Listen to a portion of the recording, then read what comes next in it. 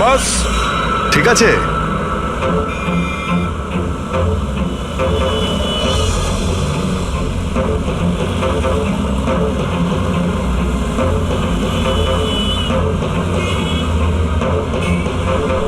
এই অভিজিৎ স্যারের হাতে ওটা কি?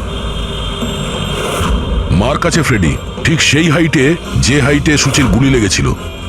আর আমার হাতে এই ডিজিটাল ডিস্টেন্স রিডার আছে। এর থেকে এই লেজার লাইট যদি ওই মার্কেট ঠিক যায় তাহলে তার মানে গুলি এখানে এই বিল্ডিং থেকেই চালানো হয়েছে। সব মাথার উপর দিয়ে গেল। ঠিক আছে, এটা এখনই করে দেখছি। হ্যাঁ দয়া, আমি তৈরি।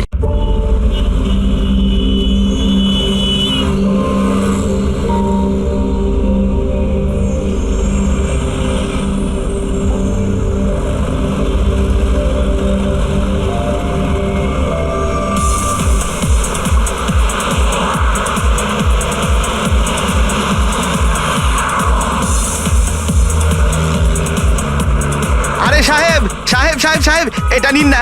আরে দেখুন না দেখুন না দেখুন না, একটু ধরে দেখুন না, অনেক ডিসকাউন্ট পাবেন, অর্ধেক দামে দিয়ে দেবো আমি। না না চাই না। আরে একবার দেখুন না, অনেক ভালো কোয়ালিটির এটা। আরে ভাই একবার আরে বললাম না দেখুন না চাই দেখুন না। না, কোয়ালিটি দেখুন না।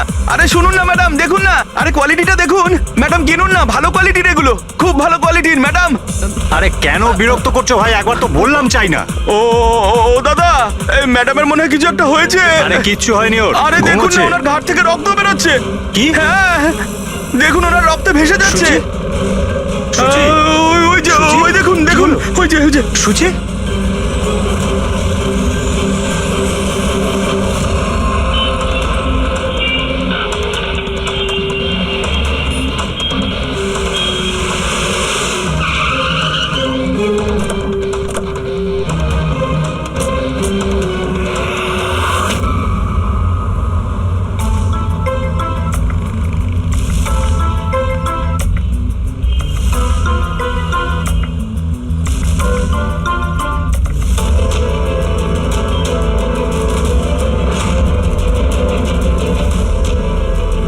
অনেক রক্ত বেরিয়েছে, মনে হচ্ছে গুলি অনেকক্ষণ আগে চলেছে।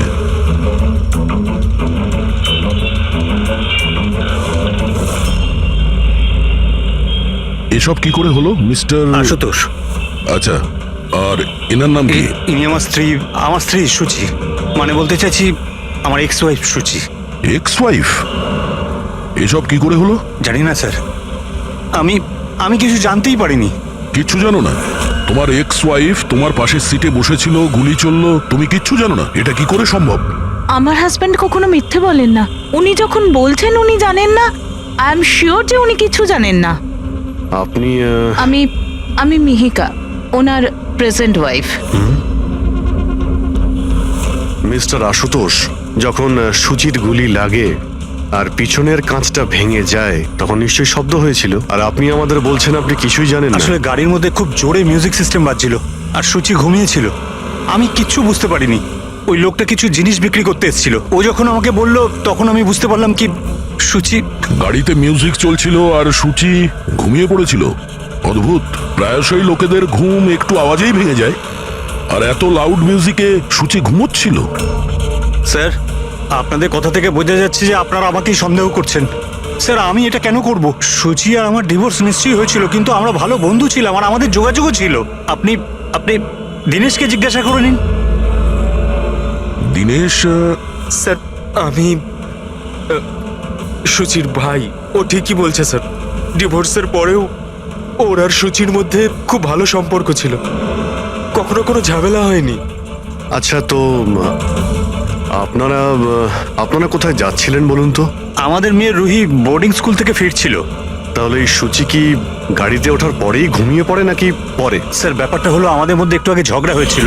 আশুতোষ, রুহি স্কুল খুব ভালো, এই স্কুল চেঞ্জ করার কোনো দরকারই নেই। সুচি, এই স্কুলটার টাকা পয়সা খুব বেশি, আমি এর ফিসটা জোগাড় করতে পারবো না। কিন্তু আমি করতে পারি, আর আমি আমার মেয়ের এডুকেশনে কোনো কম্প্রোমাইজ করব সুচি, না। আমি তোমার থেকে টাকা নিতে পারবো না। কেন? ও, তোমার মেয়ে লিগো চলে আসে তাই না, যে আমি তোমার থেকে বেশি ইনকাম করি? জানো আমাদের ডিভোর্সের কারণ এটাই, যে একটা মেয়ে একটা ছেলের থেকে বেশি ইনকাম করে। সাফল্যটা মনের ব্যাপার, এটা স্বামী স্ত্রী প্রতিযোগিতা নয়। তোমার সাথে কোনো তর্ক করতে চাই না, না এই ব্যাপারে কোনো কথা বলতে চাই। রুহি এই স্কুলেই থাকবে। তারপর আমাদের মধ্যে আর কোনো কথা হয়নি। আমার মনে হয়েছিল ঘুমিয়ে পড়েছে। আচ্ছা, এই যখন ঝগড়া হচ্ছিল তখন গাড়ি কোথায় ছিল, মানে কোন এলাকায়? স্যার লিংক রোডের সিগন্যালে, কেপি থিয়েটারের পাশেই। আর তারপর কোন রাস্তায় গেছিলেন আপনারা? সেখান থেকে স্যার আমি লেফট নিলাম, ওই সামনে ফ্লাইওভারটার আর দিকে। সোজা এখানে চলে এসেছেন। হ্যাঁ স্যার। তার মানে প্রায় 2 কিলোমিটার এই গাড়িটা চলেছে। তার মানে 2 কিলোমিটারের মধ্যেই কোথাও গুলি চলেছে সূচির ওপরে।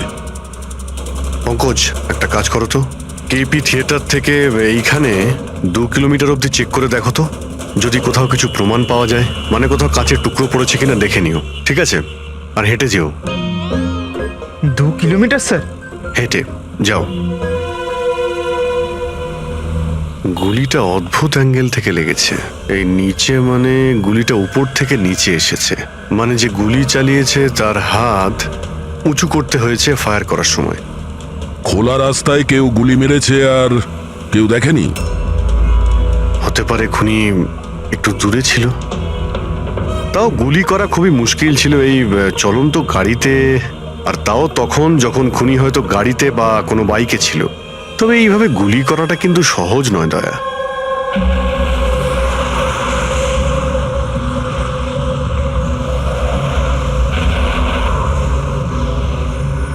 রাস্তায় কোথাও গাড়ি দাঁড় করিয়েছিলে তুমি? সিগন্যালে দাঁড়িয়েছিলাম একবার, ব্যাস, আর কোথাও নয়। যদি সিগন্যালেও কেউ গুলি চালায় কিংবা অন্য কোথা থেকেও যদি গুলি চালায়, তাহলে এম করার সময় তো টাইম লাগবে। তাহলে কেউ গুলি মারতে কাউকে দেখলো না কি করে? হ্যালো, হ্যাঁ স্যার, ঠিক আছে স্যার, আমরা পৌঁছাচ্ছি। কি হয়েছে? এসিপি স্যারের ফোন ছিল, আর একটা লাশ পাওয়া গেছে কামরি ব্রিজের নিচে।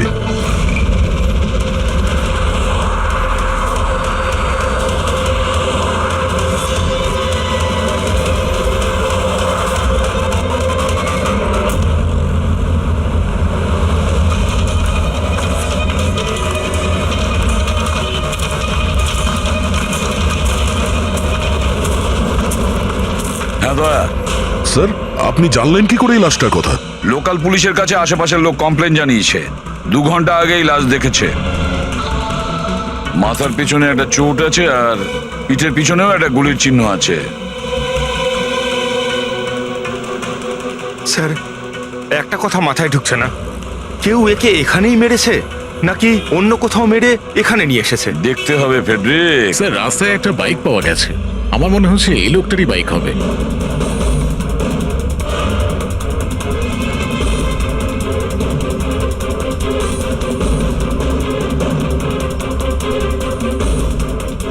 Skid mark. স্যার, মনে হচ্ছে এই লোকটা বাইকে যাচ্ছিল, কেউ পেছন থেকে গুলি করে দিয়েছে। ডিসব্যালেন্স হয়ে গেছে, গাড়ি বাইক স্কিড হয়ে এখানে কারোর সঙ্গে ধাক্কা লাগিয়েছে, আর ওর বডি এখানে নিচে পড়ে গেছে। মাথায় চোট ওই সময় লেগেছে স্যার।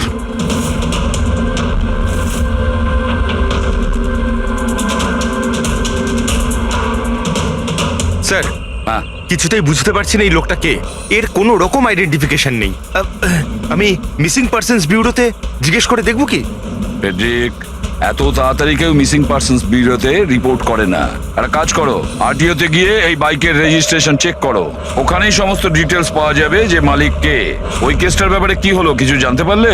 না স্যার, খুব অদ্ভুত কেস, বুঝতে পারছি না গুলি কে চালিয়েছে আর কোথা থেকে। পুরো এলাকাটা খুঁজে দেখেছি স্যার, কিন্তু কিচ্ছু পাইনি। ট্রাফিক পুলিশরা কি বলছে? স্যার, ট্রাফিক পুলিশ, ওখানে দোকানদার যারা দাঁড়িয়ে ছিল তাদের সবাইকে জিজ্ঞেস করেছি, কেউ খুনির ব্যাপারে কিচ্ছু জানে না। তাহলে সূচির ওপর গুলি চললো কোথা থেকে? দেখতে হবে। স্যার, আমি বলেছি তো আপনাদের, আমি জানি না সূচির গুলি কখন লাগলো, কিভাবে লাগলো। আশুতোষ, দীনেশ, মিহিকা, সূচির খুব কাছের না তোমরা 3 জন, কি তাই তো? তাহলে এটা বলো, সূচির মৃত্যুতে তোমাদের 3 জনের মধ্যে কার লাভ হতে পারে? তার মানে স্যার? স্যার, আমরা ওকে কেন মারতে যাব? ও স্যার, ও আমার নিজের বোন ছিল স্যার, নিজের বোন। আমি নিজের বোনকে কেন মারতে যাব? কোটি টাকা পাওয়ার জন্য। আবার কি কোটি টাকা পাওয়ার জন্য? এতে আমার কি লাভ হতো স্যার? আমার আর সুচির তো আগেই ডিভোর্স হয়ে গেছে।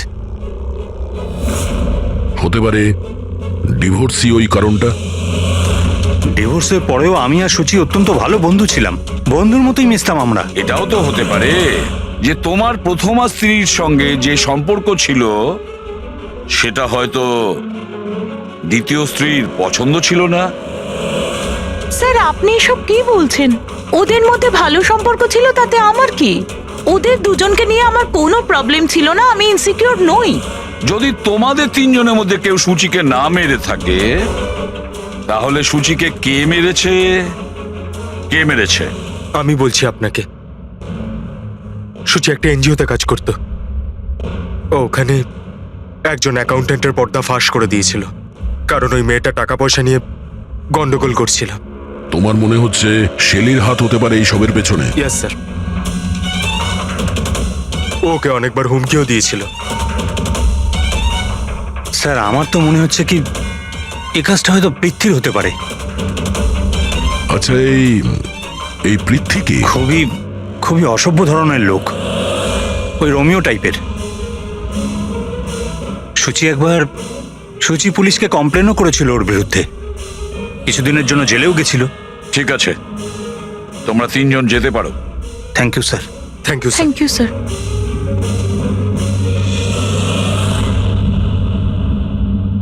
স্যার, তিনজনকেই বিশ্বাস হচ্ছে না। এই তিনজনের উপর কড়া নজর রাখো। আর দয়া, স্যার, শেলি আর পৃথ্বী, ওদের দুজনকে বিউরোতে ডাকো।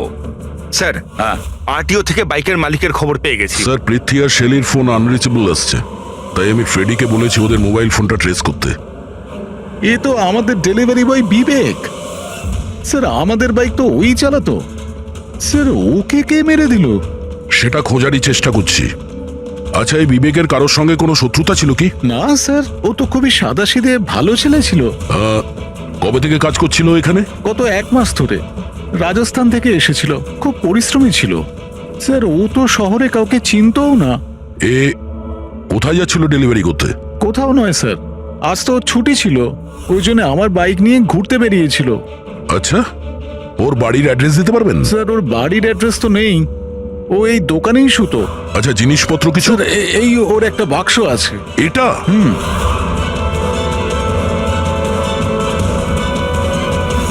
স্যার, এই লোকটার বক্স আর সবকিছু চেক করলাম, তাতেই সার্কাসের প্যাম্পলেট ছাড়া কিছুই পেলাম না।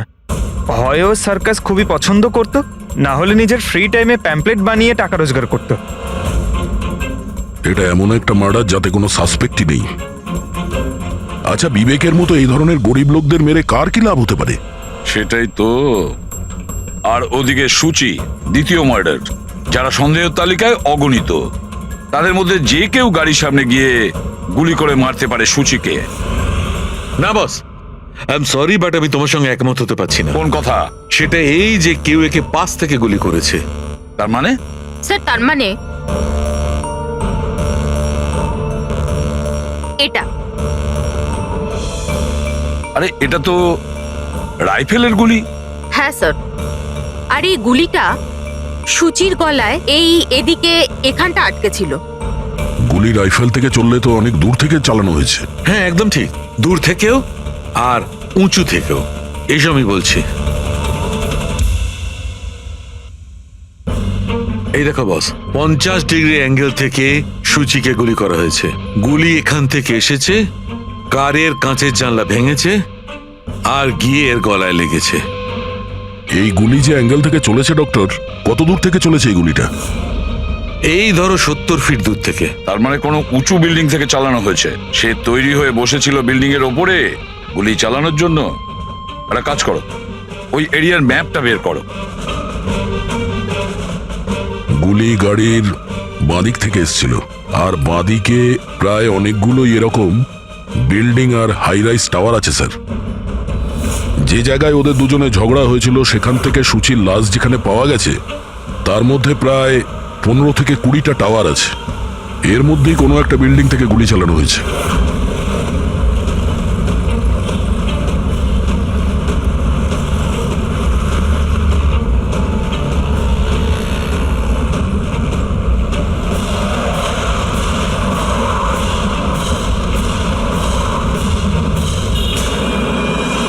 বাস ঠিক আছে।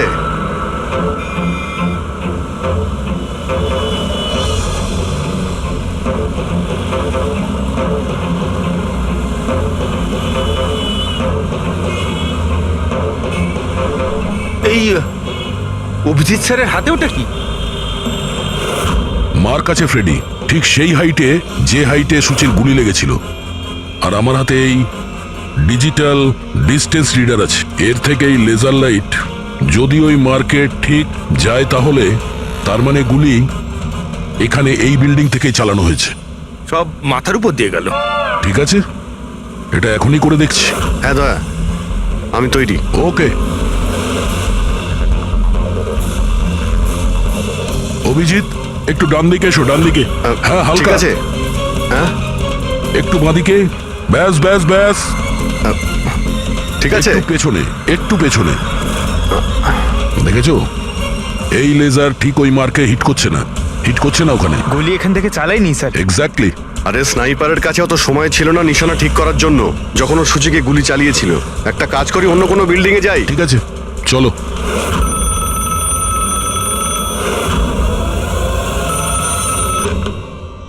হ্যালো, হ্যাঁ হ্যালো, আচ্ছা এটা কি ফ্যান্টাসি সার্কাস জয়পুর রাজস্থানের অফিস? হ্যাঁ ঠিকই, বলুন। দেখুন, আমি মুম্বাই সিআইডি থেকে এসিপি পদ্মুমান বলছি। আপনার ওখানে কোনো বিবেক নামে কেউ কাজ করতো? হ্যাঁ হ্যাঁ, বিবেককে আমি চিনি তো। ও এই সার্কাসেই কাজ করতো। কেন, কি হয়েছে? কি কাজ করতো বলতে পারবেন আপনি? দেখুন স্যার, আপনার সঙ্গে সারাদিন ফোনে কথা বললে আমার শো ক্যান্সেল হয়ে যাবে। আমি আপনার কথা আমার মালিককে বলে দিচ্ছি, উনি আপনাকে ফোন করে নেবেন। ঠিক আছে? হ্যালো,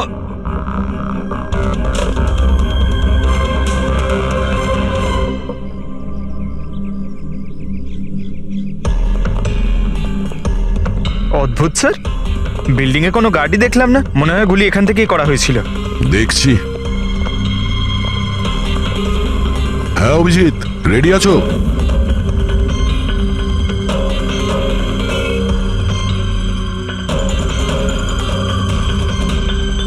না অভিজিৎ, এখান থেকে টার্গেট ঠিকঠাক লাগছে না। একটু ডান দিকে এসো, ডান দিকে। আর একটু। হ্যাঁ, পারফেক্ট পারফেক্ট। এখানে লেগে গেছে নিশানা। তার মানে হলো সূচি এখানেই ছিল যখন ওর গুলি লাগে।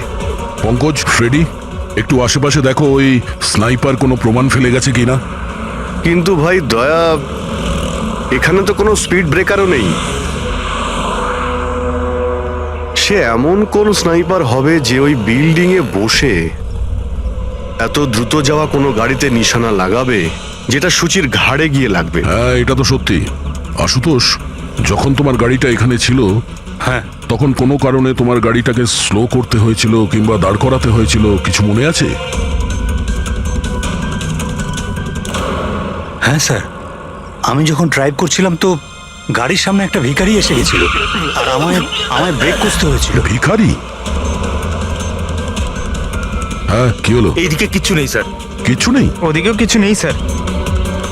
ওই ভিখারি দেখতে কেমন ছিল? স্যার, ওর এক হাতে তো একটা ক্রাচ ধরা ছিল, অন্য হাতে লাল পোটলা, গলায় গামছা আর মাথায় অর্ধেক টাক ছিল। অভিজিৎ, এই ফ্লাইওভারের নিচে অনেক ভিখারি থাকে, ওদের মধ্যে কেউ একজন হবে। হ্যাঁ, আমি শুনলাম আশুতোষ যা বললো ভিখিরির ব্যাপারে। আমি নিচে গিয়ে দেখছি। এই কে তোমরা? কাকে জিজ্ঞেস করে ওপরে এসছো? তুমি এখানকার ওয়াচম্যান, ডিউটিতে কেন ছিলে না? আমার ইচ্ছে। এই তোমরা কে আমাকে ডিউটি শেখাচ্ছ? সিআইডি। সিআইডি? জানো তোমার জন্য এখানে একজন মহিলার খুন হয়ে গেছে? আমার জন্য খুন? কেউ এই ছাদ থেকে একজন মহিলাকে নিচে গুলি মেরেছে। কি জানো ওই ব্যাপারে?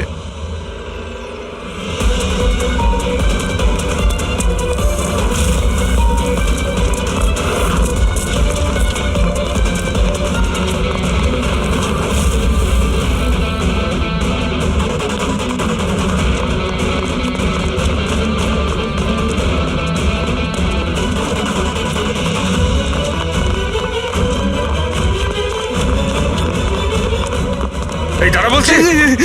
স্যার, স্যার আমি কিছু করিনি স্যার। স্যার আমাকে ছেড়ে দিন স্যার, আমি কিছু করিনি। কিচ্ছু করিসনি, কিচ্ছু করিসনি তুই। চল। আমি ভয় পেয়ে গেছিলাম স্যার। কেন ভয় পেয়েছিলি? কি জানিস এই খুনের ব্যাপারে? স্যার, আমি টাকা নিয়েছিলাম, কিন্তু এটা বলেনি যে ও কাউকে খুন করতে চলেছে স্যার। কে ছিল ওই লোকটা? আগে কোনোদিনও দেখিনি স্যার। ও বলেছিল যে ও বিল্ডিং এর ছাদে গিয়ে ওর গার্লফ্রেন্ডকে প্রপোজ করতে চায়। স্যার ও 2 ঘন্টার জন্য 15,000 টাকা দিয়েছিল স্যার। আমি তো এত টাকা এক মাসেও কামাইনি স্যার কোনোদিনও। স্যার ও হেলমেট পরেছিল আর চোখে চশমাও ছিল।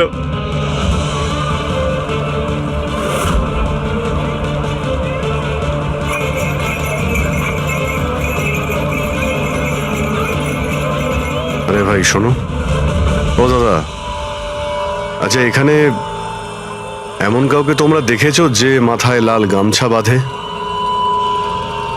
লাল রঙের একটা বোঁচকা আছে আর লাঠির সাহায্যে হাঁটেও?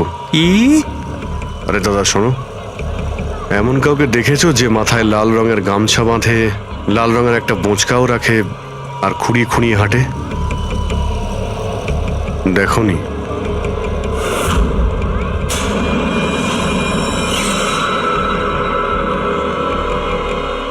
আরে ভাই শোনো, আরে ভাই শোনো, একটু কথা আছে। এই যে, আরে এই, কি করছো ভাই? দাঁড়াও, আরে ভাই দাঁড়াও।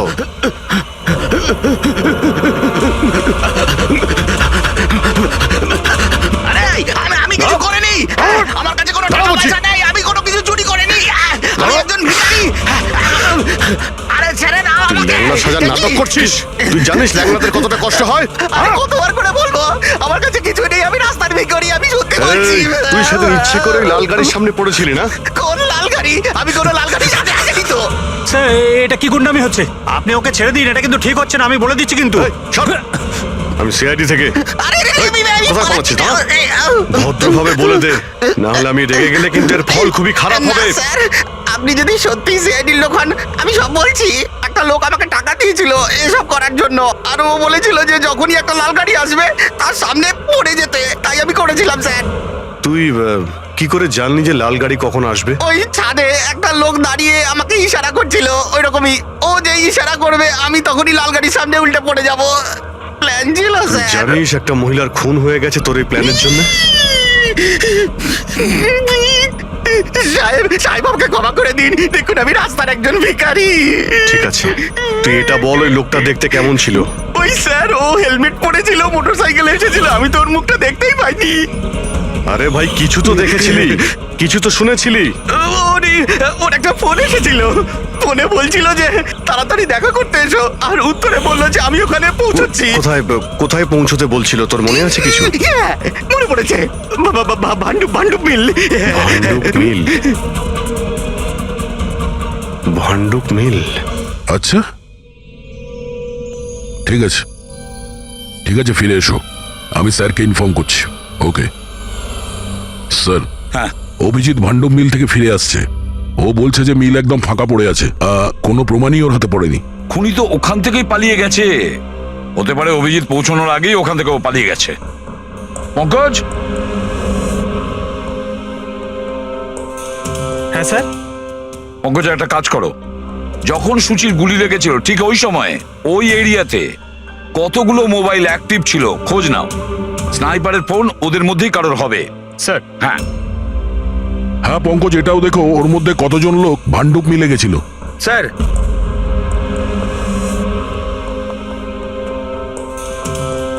স্যার, এ হলো শৈলী, এনজিওর অ্যাকাউন্টেন্ট। সুচি একটা এনজিওতে কাজ করত। ও ওখানে একজন অ্যাকাউন্টেন্টের পর্দা ফাঁস করে দিয়েছিল। আর এ হলো পৃথ্বী, যার বিরুদ্ধে সুচি রিপোর্ট লিখিয়েছিল। সুচি পুলিশে কমপ্লেনও করেছিল ওর বিরুদ্ধে, কিছুদিনের জন্য জেলেও গেছিল। আপনারা কি করে ভাবলেন যে সুচির মৃত্যুর জন্য আমি দায়ী? হ্যাঁ স্যার, আমিও তো এমন কিছুই করিনি, আমি তো কারোর মার্ডার করিনি স্যার। শেলি, তোমার চাকরি চলে গেছিল সুচির জন্যে, আর তারপর থেকে তোমার এখনো পর্যন্ত কোনো চাকরি পাওইনি।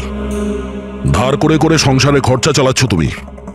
হ্যাঁ, আর প্রীতি, 1 সপ্তাহ তুমি জেলে ছিলে, নিজের এরিয়াতে তোমার খুব বদনাম হয়েছে, তাই তো? তো কি হয়েছে? যদি আমার কোনো বদনামের ভয় থাকতো তাহলে বাড়ি বদলে নিতাম, কারণ মার্ডার করতে যাবোই বা কেন আমি? আর স্যার, এমনটা নয় যে আমি কোথাও চাকরি পাচ্ছি না। বলতে পারেন আমি আমার মতো কোথাও চাকরি পাচ্ছি না, এই জন্য আমি কোথাও জয়েন করছি না।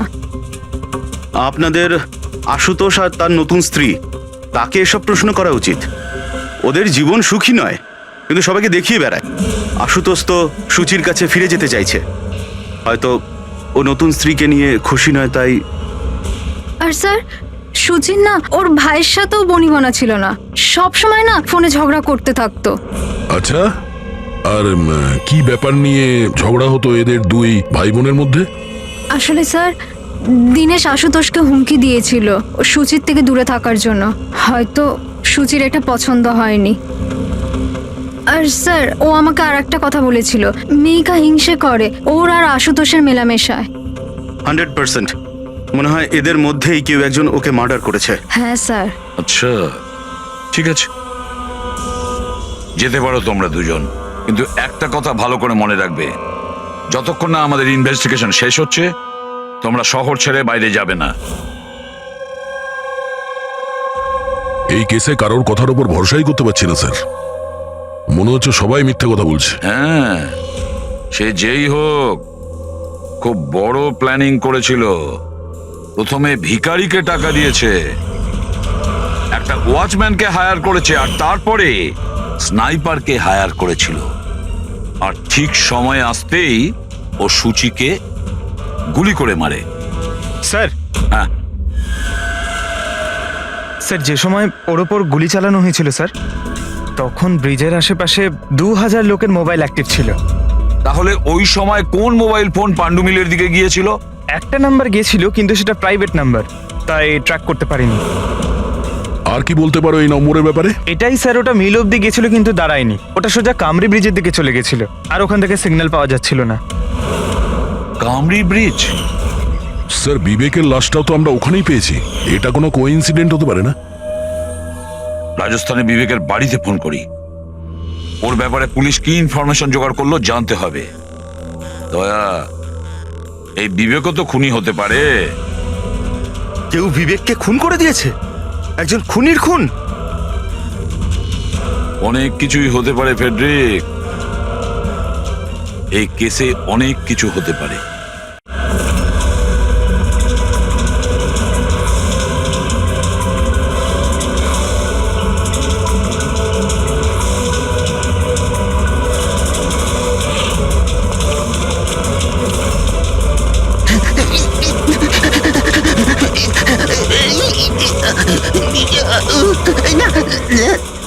আরে তুই বারবার পালাস কেন? হ্যাঁ, বারবার আপনারা আমার পিছনে পড়ে আছেন কেন? পিছনে তোর পড়ে সঙ্গে আছেন কথা কেন? আছে। আমি কিছু কথা বলতে চাই না। অনেক হয়ে গেছে স্যার, আপনারা আমাদের এইভাবে বিরক্ত করতে পারেন কেউ না। তোমাদের জ্বালাতন করছে না, আমরা নিজেদের কাজ করছি, যাও। কিছু শুনতে চাই না, যান এখান থেকে। আরে একজনের খুন হয়েছে, তোমরা কি বুঝতে পারছো না? হ্যাঁ, তা কি হয়েছে? আমরা কি খুন করেছি নাকি? হ্যাঁ, আমরা গরিব মানুষ, ভিক্ষা করে খাই, তার মানে কি আপনারা আমাদের উপর দোষ দিয়ে দেবেন? হ্যাঁ, দেখুন না। কি করছিস? এই, দাঁড়া। অভিজিৎ, তুমি ঠিক আছো? আরে না, ও নো, রক্ত বেরোচ্ছে। কি করলে তোমরা? হ্যাঁ, এই দেখ, এই লোকটা টাকা দিয়েছিল তোকে। স্যার ও মারা গেছে। হ্যাঁ, ও মারা গেছে। ভালো করে দেখ, এটা কি সেই লোকটা যে তোকে গাড়ির সামনে পড়তে বলেছিল? একটু জুম জুম করুন।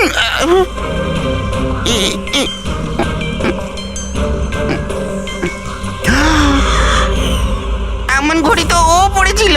হতে পারে যে লোকটা একে টাকা দিয়েছে সেই প্রমাণটা লোপাট করার জন্য ওকেও মেরে দিয়েছে। চালায় বললাম আমি, ধরেছে তো ছাড়তে হ্যাঁ পঙ্কজ, চাইছে না।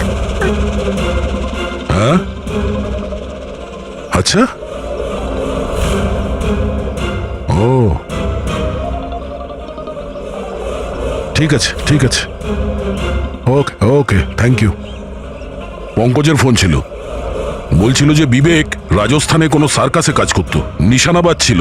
1 মাস আগেও সার্কাসের চাকরি ছেড়ে দিয়েছিল, বলেছিল মুম্বাইতে একটা বড় চাকরি পেয়েছে ও। আর হ্যাঁ, যাওয়ার সময় ওই রাইফেলটা ওটাও চুরি করে নিয়ে গেছিল। রাইফেল চুরি করে এনেছিল?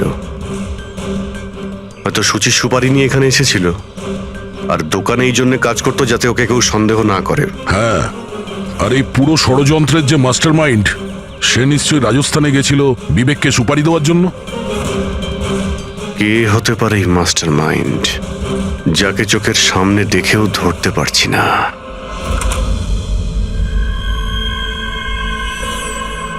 আরে মিস্টার আশু, স্যার আপনারা এখানে? মিস্টার আশু, ওই লোকটার ব্যাপারে জানতে পেরে গেছি যে সুচিকে গুলি করেছিল। বাহ, wow, that's a great news. আপনারা ধরেছেন ওনাকে? বিবেক নাম ওর। আপনারা কোনো বিবেককে চেনেন? না তো। অদ্ভুত ব্যাপার, আপনি কোনো বিবেককে চেনেন না, কিন্তু 15 বার কল করেছেন আপনি আপনার ফোন থেকে বিবেককে। কি বলছেন? আমি যখন বলছি কোনো বিবেককে জানিই না, তাহলে তাহলে আমি ওকে ফোন কেন করব স্যার? শুধু এটাই নয়, ওর সঙ্গে দেখা করতে তুমি রাজস্থানেও গিয়েছিলে। সার্কাসে ওর গুলি চালানোর ক্ষমতাটা দেখে তোমার এত পছন্দ হয়েছিল যে সুচিকে মারার কন্ট্রাক্টও দিয়ে দিয়েছিল ওকে। 1 মিনিট স্যার, 1 মিনিট। এটা সত্যি যে একটা বিজনেস ট্রিপের জন্য আমি রাজস্থান গিয়েছিলাম, কিন্তু আমি কোনো সার্কাসে যাইনি স্যার। আর আমি যখন কোনো বিবেককে চিনিই না, তো তাকে ফোন কেন করব? তাহলে কি তোমার এই ফোন রেকর্ড মিথ্যে কথা বলছে? স্যার, এটা হতে পারে কি আমার ফোন থেকে অন্য কেউ ওকে ফোনটা করেছে আমার না থাকার সুযোগে। আচ্ছা, তাহলে কি আপনি আপনার ফোন যে কোনো জায়গাতে ফেলে রাখেন নাকি? না স্যার। হ্যাঁ ডক্টর। আচ্ছা ঠিক আছে ডক্টর। ওকে ডক্টর। ডক্টর সালুখের ফোন ছিল, আমাদের ফরেন্সিক ল্যাবে যেতে বলেছেন আশুতোষকে নিয়ে। বস, মেয়েটা এইখানে বসেছিল এই সিটে, আর এই অংশটা হচ্ছে সিটের পেছনের দিকটা, আর এটা হচ্ছে লিভার যার দ্বারা সিটটা আগে পিছে হয়, আর এই লিভারটাকে জাম করে দেওয়া হয়েছিল। এই দেখো। লিভার জাম করে দিয়েছে? হ্যাঁ তাই তো। ব্যাস এইটুকুই স্যার? সেই জন্য আপনি আমাদেরকে ডেকে আনলেন? পঙ্কজ, তুমি একটু আমার কথাটা শোনো। সূত্র এইটা নয় যে লিভারটা আটকে দেওয়া হয়েছে, সূত্রটা এই যে এটাকে জেনে বুঝে আটকে দেওয়া হয়েছে। কিন্তু স্যার, কেউ জেনে বুঝে সিটটাকে খারাপ করবে কেন? এটাও তো আমরাও ভাবছিলাম। আশুতোষ, তোমার এই গাড়ির সিট কবে থেকে এরকম হয়ে আছে? মানে কবে থেকে পেছনে আটকে আছে? স্যার, পরশু রাত অবধি তো ঠিক ছিল, কিন্তু কাল সকালে যখন বেরোলাম তখন রিক্লাইন কাজ করছিল না। আমার হাতে ঠিক করার মতো অত সময় ছিল না বলে এমনি বেরিয়ে গেলাম। ডক্টর সালুখে, সিটটা খারাপ হওয়া এই কেসটার সাথে কি সম্পর্ক? সম্পর্ক আছে ফ্রেডি। সম্পর্কটা হচ্ছে এইটা যে খুনি চাইছিল সিটটা পেছনে হেলে থাকে, সুচির পজিশনটা এইরকম থাকবে পেছনের দিকে। স্যার, ও যদি সামনে বসতো বা পেছনে বসতো তাতে খুনির কি এসে যায়? খুনির তো গুলি করারই ছিল। পঙ্কজ, তুমি এক কাজ করো, এখানে তুমি গাড়ির সিটটায় বসো। সারিকা, তুমি সুচির জায়গায় বসো। এবার ধরে নাও আমি সুচি। আমি যখন এই সিটটায় বসেছিলাম তখন আমার মাথাটা এরকম ছিল। বস, সুচির এইভাবে বসার সুবিধাটা খুনি তখনই পাবে যখন ওর এম সুচি নয়, ড্রাইভিং সিটে বসা লোকটি হবে, মানে আশুতোষ হওয়ার কথা।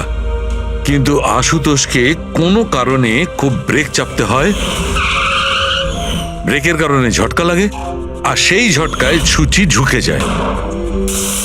আর বস, আশুতোষকে লাগার পরিবর্তে সুচির গুলি লাগে। স্যার, তার মানে আশুতোষ খুনি নয়, কিন্তু কেউ ওর খুন করতে চাইছিল। দয়া,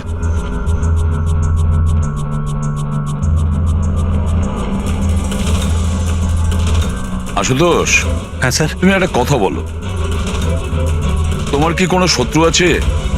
এমন কোনো শত্রু যে তোমাকে প্রাণে মেরে ফেলতে চায়? ভেবে চিনতে বলো, ভাবো। না স্যার, আমার কারোর সাথে কোনো শত্রুতা নেই। না আশুতোষ, কেউ তো নিশ্চয়ই হবে যে তোমাকে প্রাণে মেরে ফেলতে চায়, তোমার সিটের লিভারটা জাম করে দিয়েছে। না স্যার, এটা তো হতেই পারে না, কারণ এই গাড়িটার একটাই মাত্র চাবি, আর সেটা সবসময় আমার কাছেই থাকে। আমি তো কিছুই বুঝতে পারছি না আমি স্যার, যে এসব কি করে হলো। কোনো ব্যাপার নয় আশুতোষ, ও যেই হোক না কেন আমরা খোঁজার চেষ্টা করব যে কে তোমাকে মারার চেষ্টা করছে। ঠিক আছে, চলো যাই, চলে এসো। হ্যাঁ স্যার। স্যার, স্যার, আমরা আশুতোষকে ছেড়ে দিলাম কেন?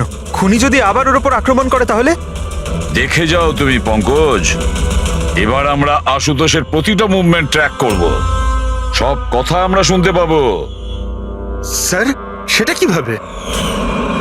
দয়া যে ট্রান্সমিটার বাগ লাগিয়ে দিয়েছে।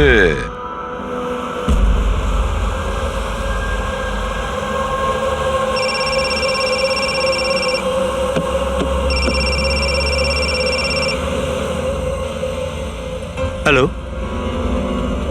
হ্যাঁ বলো। আচ্ছা, ওকে চলে এসো বাড়িতে। ওখানে? কিন্তু ওই জায়গাটা তো বন্ধ না? ঠিক আছে, আসছি।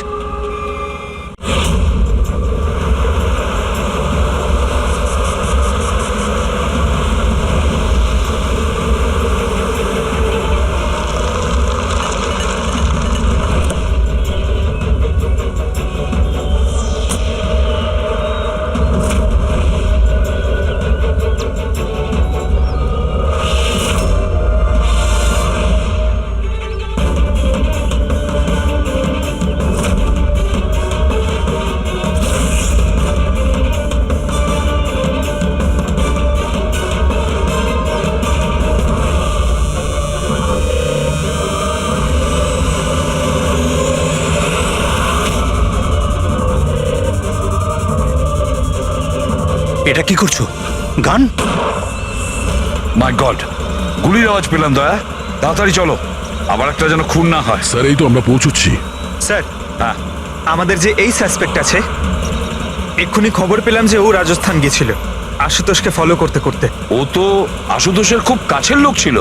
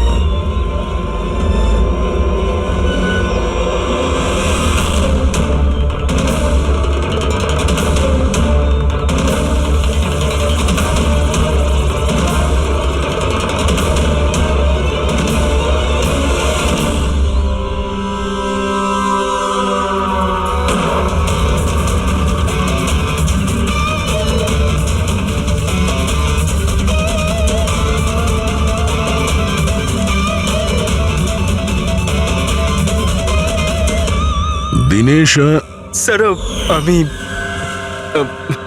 সুচির ভাই। মরে গেছে স্যার।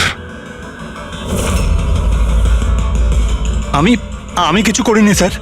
এই আমাকে মারতে চেয়েছিল। এই এই আমায় মারতে চেয়েছিল। কেন মারতে চেয়েছিল এ? স্যার, এর মনে হতো যে এর বোনের সর্বনাশের জন্য আমিই দায়ী। বিয়ের পর সুচি ডিপ্রেশনে চলে গেছিল, আর তাই ও নিজেই নিজেকে মারারও চেষ্টা করেছিল। আর এই সমস্ত আমি কিছুই জানতাম না স্যার, একদমই জানতাম না। আর আমার এই না জানার কারণেই এই দুজনের মৃত্যুর কারণ আমি হয়ে গেলাম স্যার। এটা সম্পূর্ণ না জানার কারণে। পঙ্কজ, একে ছায়া নিয়ে বসাও, পেডিক ফরেন্সিক ল্যাবে পাঠিয়ে দাও।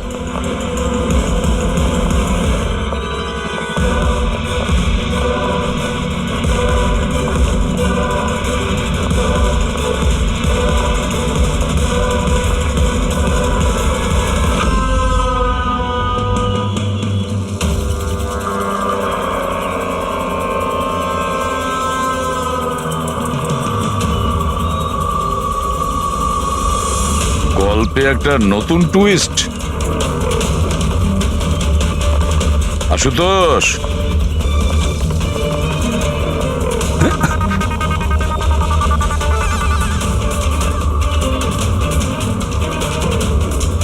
এটা কি চেনো? না স্যার, আমি ঠিক জানি না। জানো না? এক্ষুনি জেনে যাবে। পঙ্কজ, চেক করো ওকে। কিন্তু কেন? হাতছু করুন, জানতে পেরে যাবেন আপনি। স্যার, আমি তো কিচ্ছু করিনি, আমি নিরপরাধ। আপনারা কেন আমার তল্লাশি নিচ্ছেন? আমার কথা বিশ্বাস করুন স্যার, আমার কাছে কিচ্ছু।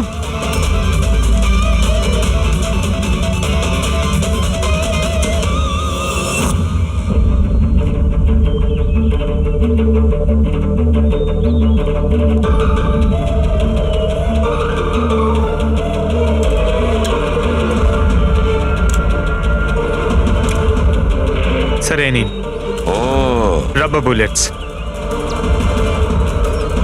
আমি জানি না স্যার যে এর থেকে কি প্রমাণ হচ্ছে। কি প্রমাণ হয়? হ্যাঁ, তুমি এই বন্দুক দিয়ে দিনেশের খুন করেছো, আসল বুলেট দিয়ে। হ্যাঁ, তাহলে এই গানটা কি করে এলো তোমার কাছে? আর ওই নকল রাবার বুলেট ওটা কি করে ফায়ার হলো আর কখন? স্যার প্ল্যান আমিই করেছিলাম, A to Z পুরো প্ল্যান আমার। সুচির মৃত্যু, দিনেশের মৃত্যু, আর ওই প্ল্যানটাও এই জন্য যে আপনাদের মনে হয় যে সুচির মৃত্যুটা ভুল করে হয়েছে, কিন্তু আসল টার্গেট আমিই ছিলাম। আর আপনাদের সন্দেহ যাতে দিনেশের উপর যায়, কিন্তু সমস্ত প্ল্যানটা নষ্ট হয়ে গেল, সবকিছু জলে গেল। কেন মেরেছো তুমি সুচিকে? সুচিকে মেরে তুমি কি পেলে? সুচি আমার মেয়ে রুহিকে নিয়ে চিরকালের জন্য দেশ ছেড়ে চলে যেতে চেয়েছিল, আর এই কথাটাও আমার কাছে লুকিয়েছিল। আপনারাই বলুন স্যার, আমার একমাত্র মেয়েকে নিজের থেকে দূর কিভাবে করতে দিতাম? আর সেই জন্য তুমি বিবেক মানে একজন শার্প শুটারকে টাকা দিয়েছো নিজের স্ত্রী সুচিকে মেরে ফেলার জন্য, আর যেই ও তোমার কাজ শেষ করেছে ওকেও মেরে দিয়েছো। তুমি দিনেশকে কি এমন কথা বলেছিলে যে ও মারার জন্য তোমাকে এখানে চলে এলো? আমি আমার ওয়াইফকে দিনেশের কাছে পাঠালাম। কি? হ্যাঁ দিনেশ, আমি এক্ষুনি জানতে পারলাম যে আশুতোষই তোমার বোনকে মেরেছে, আর ও তোমাকেও মারতে চায়। না না, আমি ওকে ছাড়বো না, মেরেই ফেলবো আমি। দিনেশ পাগল হয়ে গেছে নাকি? খুন করবে তুমি? ও আমার বোনকে মেরে ফেলেছে, আমি ওকে ছাড়বো না। আমার বোনকে এভাবে মেরে ফেলার আগেও একবারও ভাবলো না।